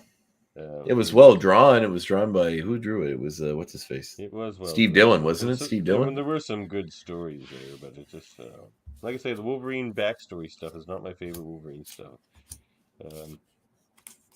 It's this Weapon X. Maverick Comic presents Weapon X, written or drawn by Barry Windsor Smith. Some of the great covers and great art. One of them is on my wall over there. Classic Barry Windsor Smith. Yeah, I'm missing one issue from the run, number 78. But like, check these covers out. You got 73, 74. That Barry Windsor Smith. That's sweet. Stuff there. It's this one. Okay. Good. This one, what is this? He's hurting a child? He wanted to waste a kid the other day. Might be a woman. I like this one with him just like going through the snow-covered forest. You know, there's some good stuff here. The write-up I had said that this episode is based on the Wolverine comics 48 to 50 and 61 to 64. Really? That's what this says. 92, 93 is when those issues came out. Yeah, I have those issues. They're probably, what are those again? Wolverine 48 to 50 and 61 to 64. All right, do your recommendation. I'll be right back. Well, I'm not going to do that. Go ahead. Go ahead. Go ahead. You can do that. What? You don't have to get them. It's fine. It's fine. Yeah, I'll be right back. I'm just going to grab the box. Okay, go get your box. All right. Well, as Davan is away, I'm not going to do my recommendation when he gets back, so I want to see his face when I do it. I don't even know we're doing the comic recommendations. Yeah, I want to talk to him when he's here. So right now, I'm currently getting some things ready. 48 to 50. I know 50 right off the top of my head. Okay. Davan has returned. This one. Yep. Wolverine Top Secret with the claws. And there's Shiva. Hey? Mm-hmm. Oh, yeah. He was always fighting Shiva. And now he's... Oh, yeah. Look, there he is. Like some backstory stuff there. Yep. 48, 49. What were the other ones? 61 to 64. 61. There's 61. Oh, he's got Jubilee. Oh, looks like he's getting hit with a beam. Some kind of beam. Oh, and look, there's Wolverine and Sabretooth and Silver Fox. Hey, it really was. I should have recommended these ones, I guess. That's all right. Check there's a lot of Wolverine. There's a lot of Wolverine Weapon X stuff out there. And there's some Sabretooth and Wolverine. Yep. Yeah. Classic. Yep. Ugh. What's your recommendation? Well, obviously, after watching Guardians of the Galaxy 3 and being put into a headspace with sad stories involving animals, I decided to go with this heartbreaking comic by Brian K. Vaughan called The Pride of Baghdad, about a group of lions that escape a zoo in Baghdad during Operation whatever when the Americans invaded. And you know what's funny? I have this copy and I've had it for years. I've still never read it because I know it's sad. It's fucking devastatingly sad. Yeah, that's why I haven't read it. But I got the hardcover, but yeah, it was mine. So I'll read it. But I know how it ends, and I'm like, I don't want to read that. It's incredibly good and also incredibly sad. So I'll get to it. But if you love animals, another one that I should have picked that would have also fit with this, which is a comic that I massively love, and a slightly happier ending, is We Three by Grant Morrison. If you haven't read that, it's basically Homeward Bound, but with mechanized animals that were experimented in the government, given higher levels of thought and the ability to speak, and made into weapons, essentially like tanks. That the program's going to be terminated, and the scientist that houses them releases them because it doesn't want them to come to harm. They try to get back to their home, the homes they remember when they were normal pets, and the government chases them. It's sad and heartbreaking, but a beautiful, beautiful comic, and written by Grant Morrison, and Frank Quitely does the art. It's beautiful. Check that one out too. I don't like Quitely art. You don't? I love Quitely art. You're crazy. I don't like squishy faces. They're not squishy. They're great. You're squishy. I don't like your squishy face. Quitely should draw me then.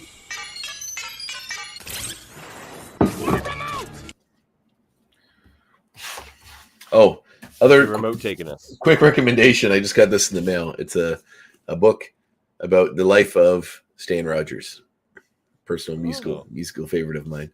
So I've been thinking about doing a graphic novel adaptation of his life, and I might. So I want to read the book.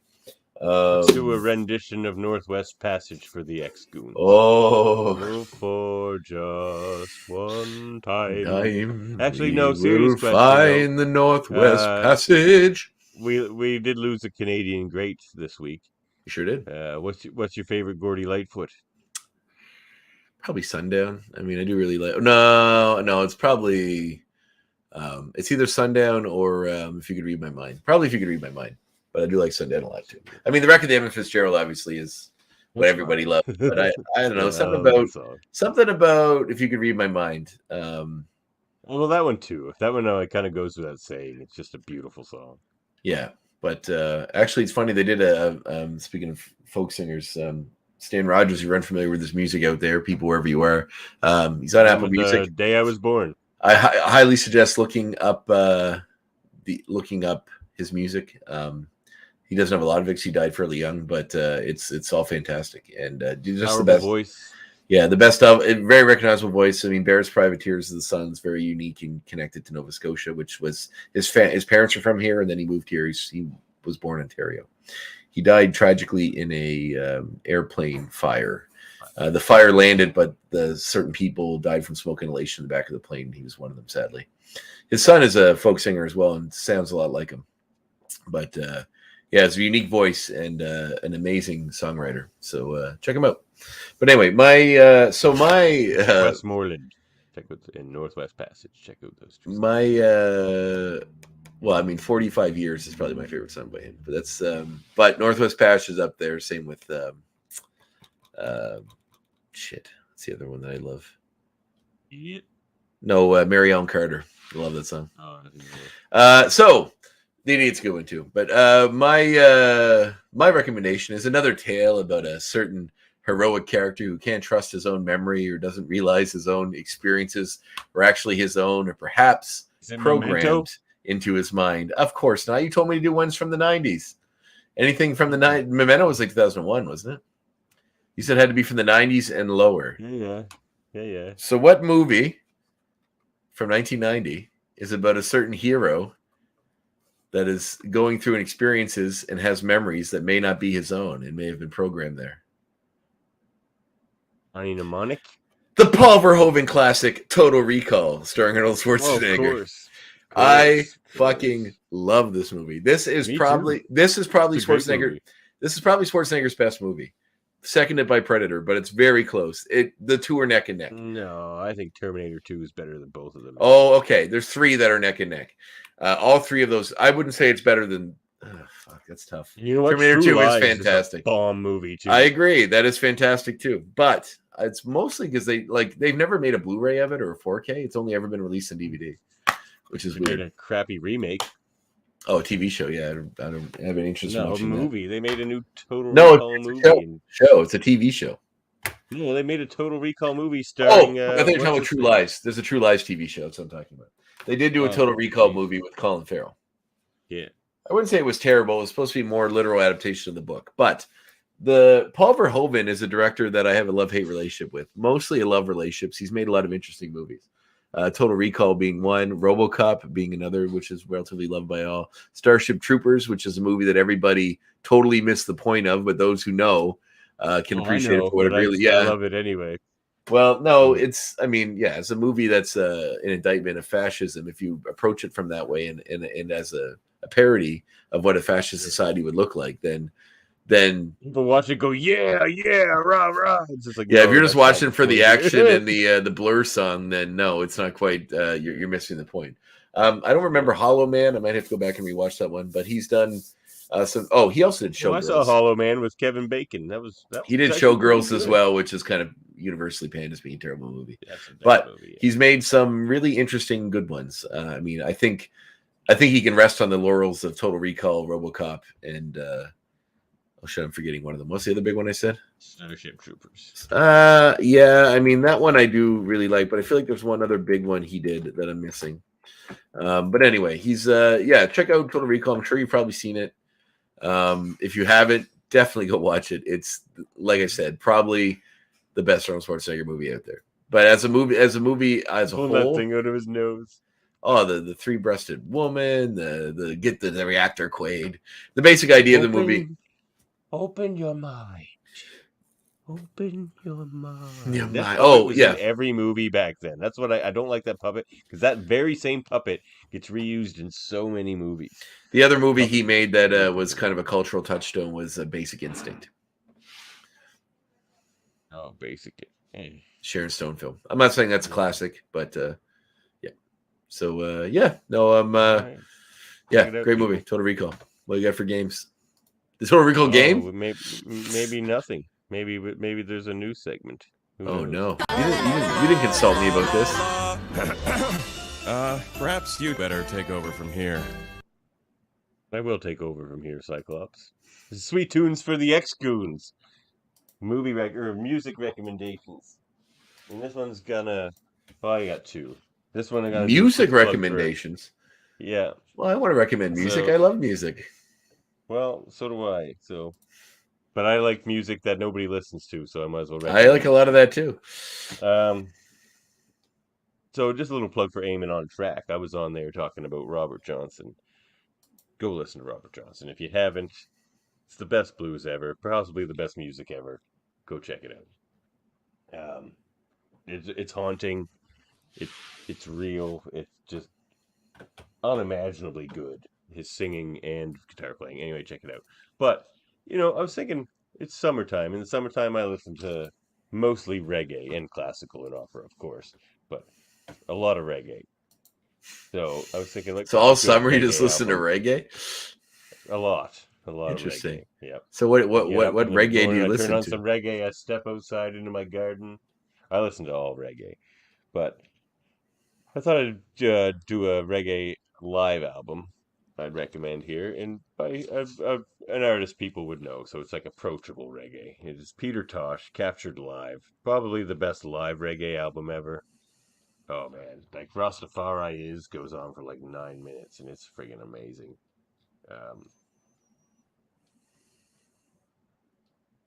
That sounds pretty great. It's 12 minutes actually, but it's 4 sides. Got all the good Peter Tosh classics. You get your Glass House, you get your Pick Myself Up, Coming In Hot, Johnny Be Good, of course, Mama Africa. There's good stuff here. Check it out. Peter Tosh, captured live. Get your reggae on. Yeah, Bob Marley's about as far as my reggae knowledge goes. Oh man, I can get deep reggae. I know of Peter Tosh. I've heard some of his stuff. I'm not against reggae. I just haven't experienced a lot of it. Man, check out the Abyssinians. Where would Sublime fall on your reggae meter? That's not reggae at all. Do you like Sublime? Yeah. I mean, I wouldn't go put them on to listen to them anymore. But I totally would. When I was a teenager, I would listen to them. They're still great. Oh no, man! For some reason, like most '90s music, I can't really go. Oh, dude, I've been listening to '90s music all day and every day. It doesn't hold up too well. I've found myself listening to '80s music now, and I didn't like '80s music a lot. Do me a favor, go back and listen to Hole and listen to Garbage, and tell me that music does not hold up. Garbage specifically is one of the best bands of the '90s. Hole? You mean Courtney Love's Hole? Dude, Live Through This and Celebrity Skin are fantastic albums. You're having one of your delusions. Look, you are far too judgmental, and anybody listens to any of the shows when you rate things on it would probably agree with me. But they're both fantastic. These episodes of X-Men. I like Good Things. Well, good is good. She's an awful singer, just awful. Dude, those albums are emotional. Listen to them; they're really good. Would I say the best of all time? No, but they're great albums, and they're definitely products of the '90s. Nirvana, you dismiss Nirvana? Soundgarden? Like again, I liked it back in the day, but I wouldn't put it on now. No, you just don't listen to it enough. I couldn't listen to that stuff anymore. But Peter Tosh. Yeah. Okay. Peter Frampton? But even Peter Tosh, I don't listen to as much anymore. Like, there's like a stage to reggae. You get into it with Bob Marley. And then from Bob Marley, you move to Peter Tosh. And you're like, oh, Peter Tosh was better than Bob Marley all along. And then you get even farther into reggae and you realize, oh, Bunny Wailer. Bunny Wailer was better than both of them all along. And then you get into like a lot of other things, like, the Abyssinians and Toots and the Maytals and the Ethiopians. And, oh, man, like, I could go on and on and on. The friggin' oh man, when you try to think of names, mind just blank. But Ika-Mouse, another great one. Black Uhuru, man, there's so much good reggae out there. John Holt, another classic. John Holt, great tunes. I've been deep diving jazz a lot lately, old jazz records. So there's a jazz is great too. There's a label that came out in the 70s called Black Jazz, where black jazz artists had their own bunch of different solo releases. And they re-released it a few years ago, and they had them available for not too much at some local places. So I picked up pretty much the whole set. It's pretty cool. There's a lot of great stuff in it. Oh man, I love jazz. Another thing that's great to listen to on LP. Mm-hmm. All right, well let's play a game. I got a game for us. Here's a game. Do I have a lead in for this game? I bet I do, but I don't know where it is. So let's just go with this one.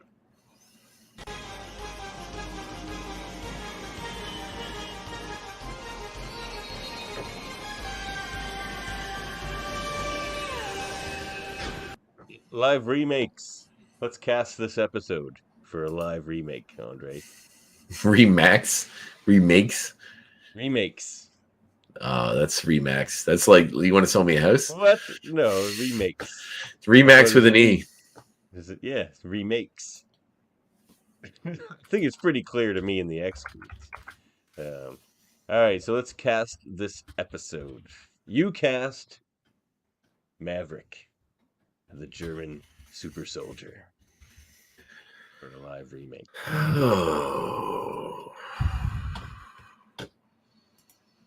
German super soldier. I mean, I got to pick a German actor. I mean, Schwarzenegger seems like the obvious choice, but that's not. Are we talking about modern day? Right now? Funny. Yeah, we're casting it now for the MCU this episode. No, Daniel Bruhl's already tied up for German actors. He's the only German guy I could think of, so that's why. Oh, really? No, there's the other guy. Actually, no, the other guy. You know who I pick is the other guy from that movie. Remember, the guy goes, "I'll shoot your Nazi balls," and shoots him. That guy, Till Schweiger is his name. He was he was the other guy in Inglourious Bastards. When they get into the big shootout with Michael Fassbender's character, there's him and the other bastard, and I think the girl, and because the girl survives, but he's the bastard that just puts the gun right in his balls and shoots him. Remember, he's kind of unhinged sort of dude, and that's the guy I would pick because he's kind of like a bulky, good shape, good looking dude, thick German accent. Yeah, I think he'd be good. All right, I'll pick Silver Fox then. Oh, I'll nice. Pick, you got to pick a native Canadian actor. Amber Midthunder. What do I know her from? I don't think she's Canadian. She's from Prey. Oh, that girl. She's kind of young, isn't she? Yeah, you're right. Jeez, who else am I going to pick? Man, too bad this isn't like when North of 60 was going, because there were a lot of great native actors. Yeah, there were. Actually, they would almost be too old. You know, it's a movie I'm going to suggest that no one's probably seen, but if you like kind of gritty, existentialist human crime things, it's a really, really good movie called Wind River. I've heard of that. Jeremy Renner and Elizabeth Olsen are both in it, but it's about a woman who's found dead on a native reserve somewhere in, I'm guessing it's the States.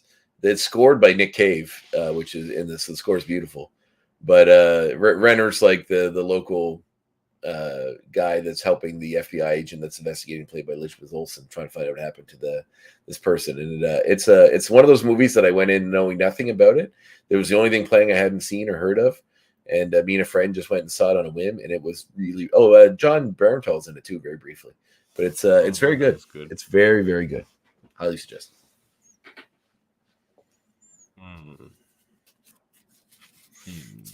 How old can she be? Can I cast Buffy St. Marie? Oh, she's quite old now.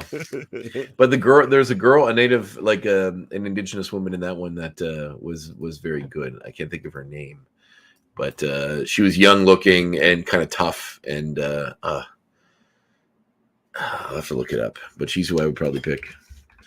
Oh, what about Jennifer Podemski? She's in a lot of things. You might know her. She's a native Canadian actress, and she's 49. That's a good age for Silver Fox. I would look up Kelsey Asbill, Asbille. That's who I would pick. Kelsey Asbill? Mm-hmm. She's an American actress. Oh, yeah, American actress. She's too young. What are you talking about? She's born in 91. She's 30? I could have just picked Amber Midthunder. She's not 30. She's like 15, isn't she? What? No. In Prey, she was like, she was very young. Oh, she's 26. Okay, she's like 5 years younger. Oh, okay. Well, she looked a lot younger in that movie. I guess that was the point. But yeah. I don't know. That's a tough one. And I apparently, liked my Podemski one. I like that pick, Jennifer Podemski. Podemski. Well, she was in Fargo as well, which is a great show. My she pick. might be in Reservation Dogs too, which is a great show. I gotta watch that. I've heard really good things. Oh man, Mark Maron's in an episode of it. It's a great show. Check it out. All right, so now you cast Sabretooth. Oh, really? Jeez, that's a big one in the MCU. Oh. Okay, we'll move. No, I can do it. You go if you get another one. Go ahead. But no, you cast. There's one. There's can't be Hunter S. Thompson. Oh, Cornelius. Has to be. Yes, Cornelius. Yeah. Well, I mean, I'd rather do Sabretooth. Okay, you do Sabretooth. No, you have to cast Jebediah Creed. All right. Well, Cornelius would be Jeffrey Combs. Oh, that's great. Yeah. He'd be good for that. He's of the right age now too, and yeah, and he's got that voice. So yeah, Jeffrey Combs for sure. Jebediah Creed. I have to be sort of a tall, spindly. Like some old abusive dude. I'm almost like a dude from Puritan era. Oh, I know. Do you see the movie The Witch? The guy that played the dad in that for sure, 100%. What's his name? He's in a lot. He's kind of a character actor. He's in a lot of stuff. Ralph Ineson, Ineson. Yeah, he would be. He'd be that. Now for Sabretooth himself, Sabretooth. Have to be a big dude. Yeah, it's funny. I cast Wolverine and I cast Jared Keezo. Oh, from Letterkenny. For a guy that to play Wolverine. No, I mean, yeah, maybe, whatever. Maybe he can act. I'm sure. Well, yeah, he could. He can play the tough guy. He looks the part. He's not too tall. Geez, who would be good? I mean, Jason Momoa would be a really good Sabretooth. No, he wouldn't. Why wouldn't he? Because he's not a good actor. Based on what? What things have you seen him in? What things have you watched him in? I've seen him in Baywatch.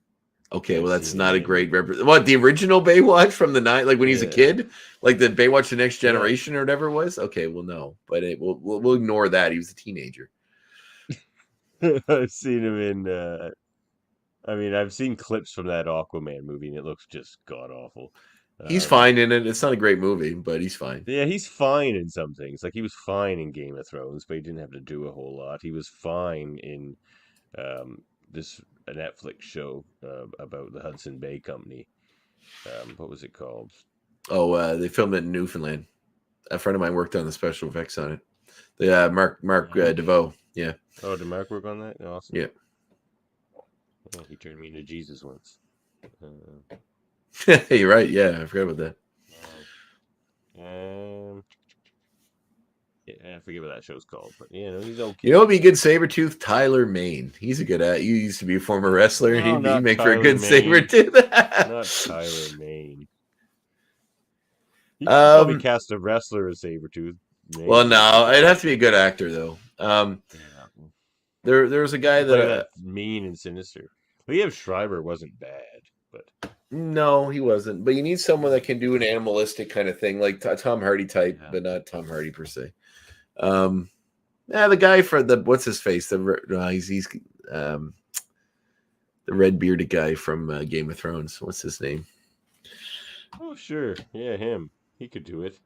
He's got a. A lot of people from not Game of Thrones, people from Vikings. I would have Clive Standen play Sabretooth. Do you know who Clive Standen is? No.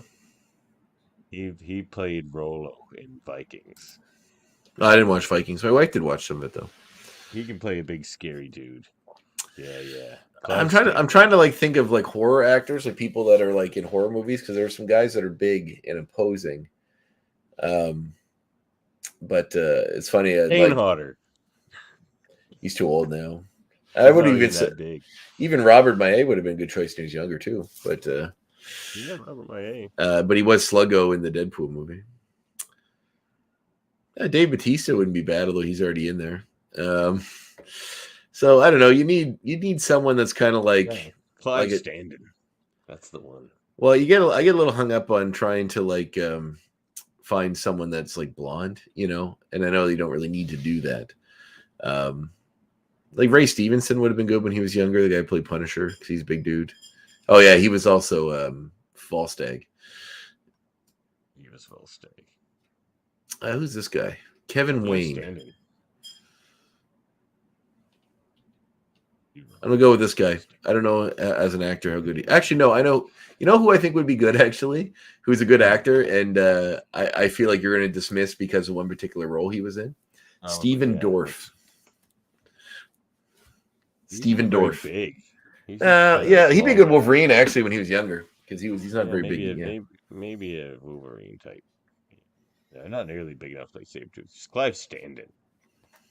I don't know who that is, but I'll take your word on it. There's a guy named Kevin Wayne that looks pretty good. He's a big, scary, hairy dude. Hey, look who I found coming to join the party. Oh. Glad y'all decided to join the party. You know who I would cast as Sabretooth? Andre Myatt. Yeah. I mean, you're not quite big enough, but what do you mean? 6'2". Big. He's big. Actually, I'm big. Probably, Clive Standen's probably no bigger than you. Yeah, probably. Right. Andre Myatt. Yeah, that's right. And I'll play Jebediah.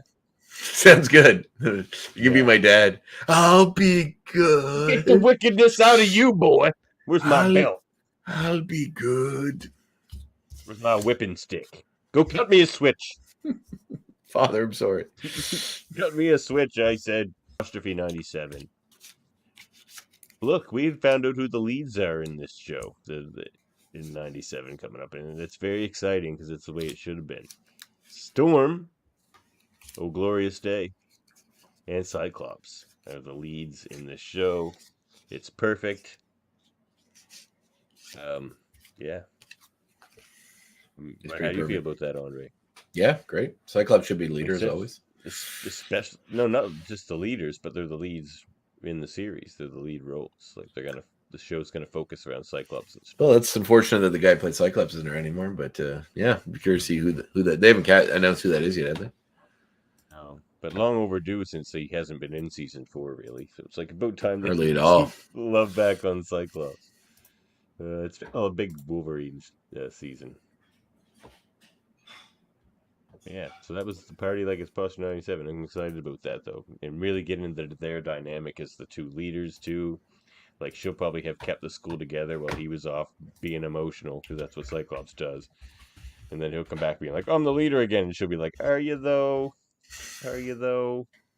Again, it's gonna be great. Can't wait. Yeah, I'm very excited. Oh yeah. Oh yeah, I forgot to make one mention actually. Just to cap this off about the episode, I totally forgot that was going to be one of my X points. Steven Soderbergh, we were talking about his connection. So the title, Weapon X Lies and Videotapes, is a play on the movie Sex Lies and Videotapes by Steven Soderbergh that came out in the 90s. Oh, it was by him. Starring James Spader and Minnie Driver, I think. And no, is it Minnie Driver? Yeah, I think it's Minnie Driver. And if you're going to have sex on videotape, you want James Spader in that movie. Well, it's one of his weird sex movies. He does those. He had a spout of them in the 90s.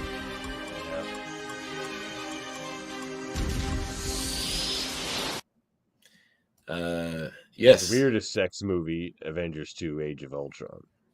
Yes, that was true. But he had a lot of weird, like, psychosexual kind of, like, Jack's back. He was in Crash, wasn't he? Jack's back, Crash. Secretary, Sex Lies and Videotape. In that, his character is like so traumatized by how something he did in his past that he doesn't have sex with women. He just records them telling stories about their sexual experiences, and that's kind of how he gets off. It's very interesting and different type of movie, but it's very good. I have the Criterion Blu-ray for it. Yes, your homework is to watch the next episode of this show, which is season 4, episode. I just had it here. Don't you tell me. I swear to God, I'll punch you. Episode number 17. Have yourself a Morlock Little Christmas. Actually says have yourself a Morlock Little Xmas, which seems more in brand in the actual title. So Storm and Grouchy Humbug Wolverine go last minute shopping in Manhattan. So that sounds fun. And obviously, I'm guessing the Morlocks show up based on the title. And then to punch me, though you're becoming Sabretooth already. You're really getting into that role. Listen up, you hairy little runt. Look, you little runt. That's it. It works. I mean, I'm not a runt, but yeah. Pretty small. You can support our show. You certainly can't handle your alcohol. Patreon.com. I've kind of given up drinking, actually. Oh, don't do that. We can't lose another one. I mean, it might not be forever, but like I've just haven't been drinking for like a week, and I've been drinking a ton of water, and I feel great. I only drink on the weekend. Now every time I think about getting a beer, I'm just like, I feel great. And then I don't just mix up what you're drinking. Drink gin. It's just you mix it with water anyway, and you're great. Yeah, maybe. You're trying to get me back on the sauce. That's right. That's what friends are for. You're gonna have 2 kids under that roof pretty soon. You're gonna have to drink. You're gonna lose your mind. I know. Contact us at xmenreview@gmail.com. Follow us on YouTube, Facebook, and Twitch, and find our audio-only version wherever you get your podcast. And, of course, please like, review, subscribe. We got big interviews coming up. We got Season 5 coming up. We've got the new season coming up. And we're your most trusted source in X-Men animated-related material, I would assume. Most trusted source. Wow, it's a high bar. I trust us. Don't you? I do. All right, a proud member of the United Federation of Podcasts as well. Right there, look at that logo. Lovely. Beautiful. We're this Hold Up a Movie podcast where we just did one on heist movies. And, everybody check out Victoria. That's a cool movie. Yeah, 4 hours, 4-hour podcast. You did go long, but it felt like 2 hours. I was shocked. It was fun talking. You guys should I really feel like you should consult me sometimes in your movie choices. I know the whole period is that you're supposed to, but I can offer you ones you haven't seen that are more relevant to your topic and that you might enjoy. I would have told you would have hated the Pink Panther. 100%. I know you would have hated the Pink Panther. But that's fine because I want that on the show too. I don't want a bunch of things we'll like. But like the thing I like about our choices. What makes more sense to me is is usually a movie that sucks, and there is usually one that we really like. Well, what made more sense to me is like the Out of Sight one because you were so divided on it, and then the the Victoria one, which is like a very very left field choice, but one that you guys except for Jaemeel. I couldn't believe it. When people really hate movies, it kind of makes me want to watch them more. Like I really want to watch Southland Tales because you guys hated that so much. But I was like, I remember having redeeming qualities, but it's been a long time. It didn't have redeeming qualities. Well, I think in my opinion, movies is quite different sometimes. So, not when it comes to Guardians of the Galaxy, though. Nope. 9.5 out of 10. And also check out Super Mater Brothers. They're doing the reality show reviews over there. And we just did the Mary Mater Marvel Society Guardians of the Galaxy Volume 3 review. That was fun. Talked about how great that movie was. Jameel's, we run him over by the end. At the first he was like, I'm like, what? We get a lot of discussion here. Like, I think by the end we convinced him. Trivial Debates coming up on Saturday. I'll be competing against my cousins Eamon and Dave. It's a family affair over there at Trivial Debates, and it's a Mother's Day theme.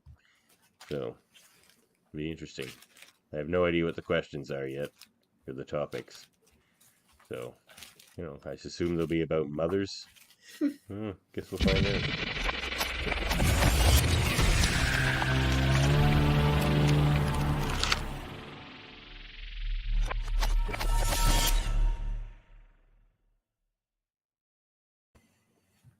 Up over on Graphic Histories. New episode just dropped last week with Adam Gorham, who writes for Marvel Comics. He writes on this show.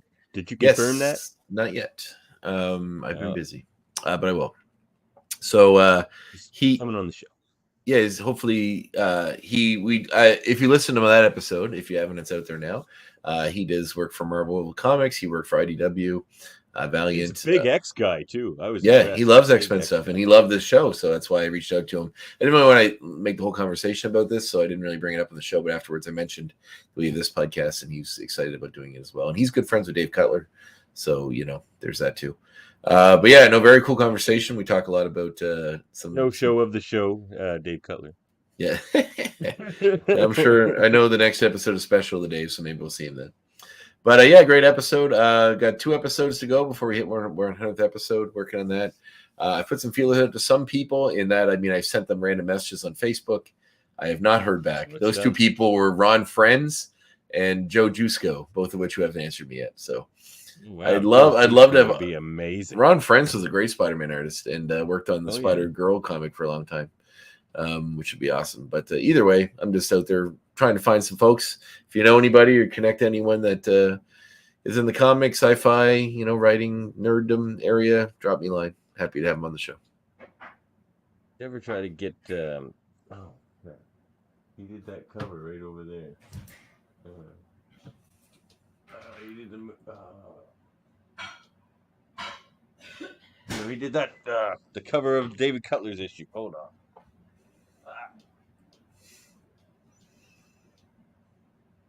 Oh, yeah. Did you ever try to get Ken Lashley on the show? No, I feel like I've met Ken before, haven't I? Yeah. He's a friendly guy. I think you could get Ken Lashley on the show.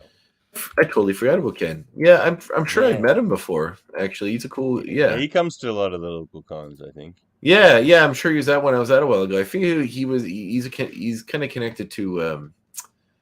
I think him and Hugh Rockwood. Like Rockwood worked with him. He mentioned him when he had him on the show. Yeah, that'd be sweet. Yeah, he's a great artist. Fantastic artist. Oh, fantastic artist. We have a lot of mutual folks in common as far as friends go. Yeah, that's a great suggestion. I'll reach out to Ken. Yeah, man. Cool. And then you've got your 100th episode coming up. Very exciting. Yeah. Well, yeah, I'm kind of, I don't know, sort of thinking about restructuring the whole show and like just going back and cutting out all the episodes that were not interview episodes. That would drop you down to like 70 or something. Yeah, maybe. But I don't know. They don't really represent what I do now. I guess I could leave them, but I feel like I'd have to. I feel like I need to like the feed. The system I had for getting my feed out there is kind of not as good as it used to be. It's hard to use it to actually see who's subscribing. So I might just reshift the whole show and put it in a new feed. But then I don't want to have to go back and re-edit everything. So I'm debating. You don't have to. Like you can shift. Like if you wanted to switch over to like Anchor or something like that, you can do it and it'll save all your stuff. You just put in your.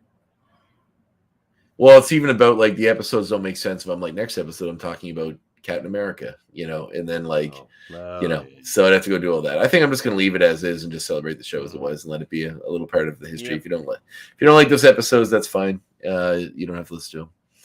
But I do think I need to find a new track. He's having Adam Woodward on this week, and they're going to be talking about the Pogues. Oh, really? I just got what is it? Sodomy in the Lash, that one. That was the album. Sodomy in the Lash. Yeah. That was the name of the album. Do you know what that's from? No. It's a Winston Churchill quote. Oh. Yeah. Somebody in Parliament. Somebody said to him like, "You're tarnishing the history of our beloved Navy," and he said, "What tradition? Rum, sodomy, and the lash." Is what he said. Man, Churchill has so many good ones. Which is so that's where that came from. Hellbound podcast as well. Alex Blackburn and Michael Chan. And all of our very, very extensive Star Trek content over on Live Long and Podcast. I have Locutors of Trek. We just did a captain's conference over there. That was fun. I think they're probably reviewing Deep Space Nine, probably in 9 minutes. If they're doing Deep Space Nine this week, they were on a little hiatus, but they might be back this week. Science Division, we did Star Trek Radio Theater.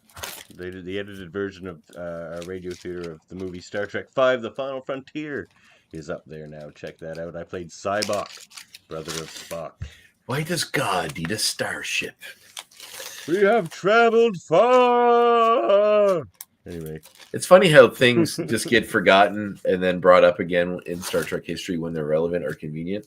Like in Discovery, we established that Spock had a secret sister or adopted sister that nobody ever knew about or referenced forever. We don't hear any. We hear no reference of Cybok in any of that. Because everything to do with Spock, other than in Strange New Worlds now, is an abomination. Since that's not Leonard Nimoy. Ethan Peck's doing it quite well. Yeah, I was gonna say, but you like you can't just reject. You don't like Zachary Quinto's version. Oh, it's not. There's nothing Spock about it. No, I like it. I think those movies are fun. But they don't take away. You still have your other Star Trek. You can still go watch your Strange New Worlds and your. I will go do that. All right, let's get out of here. Get out of here. I will not leave. I said get out of here. Yeah, good voice acting. Get out of here, Andre. I'm packing up my wrestling merch. I'm going. It's good. Oh, send me some stickers. Well, I have some different packs. You can buy old school Andre Mayet stickers for $5. So hit them up on Facebook. I didn't get an equal amount of them. So I have some packs that are literally just me, but they have different pant colors. So there's and then others that I want different pant colors. Do you? Okay, I can accommodate. That's the pack I want. Well then, yep, sounds good. All right, catch you next time. Next time.